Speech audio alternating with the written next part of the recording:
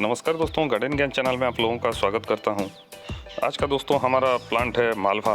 मालवा का प्लांट दोस्तों बहुत रेयर होता है और बहुत सारे लोग देखे भी नहीं होंगे।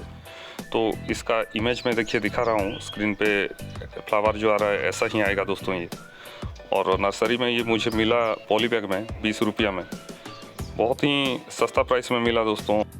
और ये प्लांट जब बड़ा होगा दोस्तों, यहाँ से सूट सब आएंगे और बहुत सारा फ्लावर देगा। ये छोटा छोटा फूल लेकिन प्लास्टिक जैसा ही आपको दिखेगा, हाइट तक आता है इसका फूल। और इसको एक नए पॉट में लगाते हैं।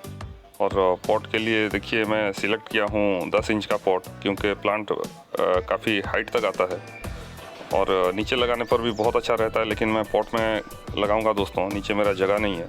और सैंडी सॉयल और गोबर का खाद आप मिक्स करके लीजिए इसमें। ये मॉइस्ट तो पसंद करता है, लेकिन पानी रहना नहीं चाहिए आपके पॉट में, नहीं तो ये रूट हो जाता है दोस्तों। और इसे पॉलीथीन से निकालते हैं। देखिए पॉलीथीन काफ़ी हार्ड है और काफ़ी हार्ड सॉइल में लगा हुआ है नर्सरी में। और इसे थोड़ा गीला करने पर ये बहुत आसानी से चलाएगा। पॉलीथीन को आप फाड़ भी सकते हो, लेकिन मैं इसे रीयूज करूँगा, तो इसे पानी दे के मैं हल्के हाथों से निकाल लूँगा दोस्तों। और कुछ 5-6 मिनट रखने पर ये बहुत आसानी से निकल आएगा। और आपको रूट नहीं डैमेज करना है, रूट बॉल को रखना है, नहीं तो प्लांट मुरझा जाता है दोस्तों। ये ग्रोथ काफ़ी अच्छा है, मैं सोचता हूँ रूट ग्रोथ भी इसका बहुत अच्छा आया होगा। लेकिन सॉफ्ट सॉइल में ये अच्छा रहता है। बहुत ही हार्ड सॉइल है, हाथ में अगर मैं ले रहा हूँ तो पत्थर जैसा ही लग रहा है दोस्तों। और नर्सरी वाले सब केमिकल फर्टिलाइज़र डाल के ग्रोथ ले आते हैं, लेकिन इसके लिए दोस्तों वेल ड्रेन्ड मीडिया ही लेना अच्छा है। बालू मिट्टी और गोबर का खाद। देखिए पॉलीथीन से ये निकल आया जब गीला हो गया। और रूट ग्रोथ देखिए दोस्तों बहुत बढ़िया है, नीचे तक रूट आ गया है। तो अभी अगर इस पॉली बैग में ये रहता तो और ग्रोथ नहीं आता इसका, तो इसीलिए बड़े से जगह में अगर दे देंगे तो आगे का ग्रोथ इसका बहुत अच्छा आएगा। और यहाँ पे देखिए मिट्टी का रूट बॉल काफ़ी बड़ा है, तो गमले का कुछ मिट्टी निकालना पड़ेगा हमको।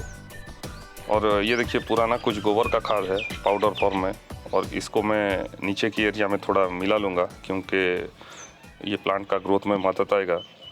और केमिकल तो डालूँगा मैं कुछ DAP वगैरह, लेकिन गोबर का खाद मिलाने पर मीडिया बहुत अच्छा बन जाता है दोस्तों। और यहाँ से देखिए मैं कुछ मिट्टी निकाल लेता हूँ।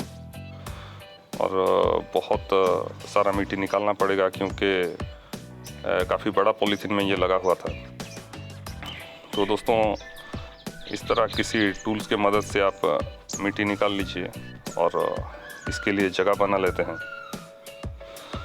और देखिए सेंटर में हम अभी भी नहीं बैठ रहा है, तो ऊपर का भी थोड़ा मिट्टी हम निकाल सकते हैं, लेकिन नीचे बहुत सारा रूट है, तो मैं नीचे का मिट्टी नहीं निकालूंगा इसमें।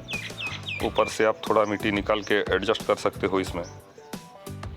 देखिए अभी भी जगह नहीं बन रहा है, तो थोड़ा सा और मैं निकाल लेता हूँ। ये देखिए जगह बना के यहाँ पे सेंटर में रख देना है।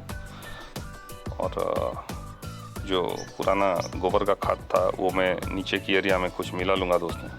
ऊपर से देखिए मैं मिट्टी थोड़ा हटा दिया, ऊपर में रूट ग्रोथ नहीं आया है, तो नीचे का मैं रूट बॉल को डिस्टर्ब नहीं करूँगा दोस्तों।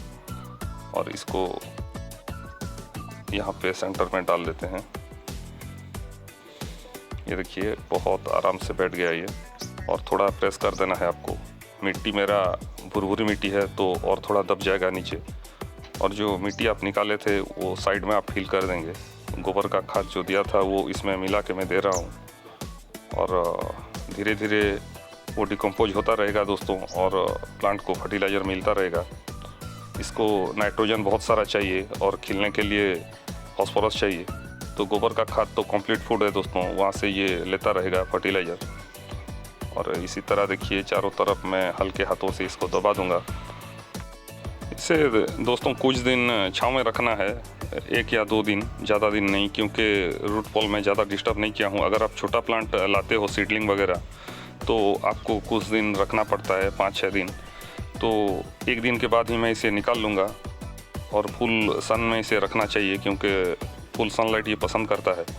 और आपका फरवरी में देखिएगा बहुत सारा ये फूल देगा मुझे। और इसका बहुत लॉन्ग सीजन रहता है, करीब 1.5-2 महीना तक इसका फ्लावर चलेगा दोस्तों। और मैं आपको दिखाऊंगा इसका जब फ्लावरिंग होगा तो पूरा प्लास्टिक जैसा ही आपको दिखेगा। तो आपके नर्सरी में भी अगर मालवा मिलता है तो लाइए, और इसका सीड भी आप कलेक्ट करके आगे प्लांट बना सकते हो। तो आज का जानकारी आपको कैसा लगा कमेंट कीजिएगा। फिर मिलते हैं और एक नए वीडियो में। नमस्कार।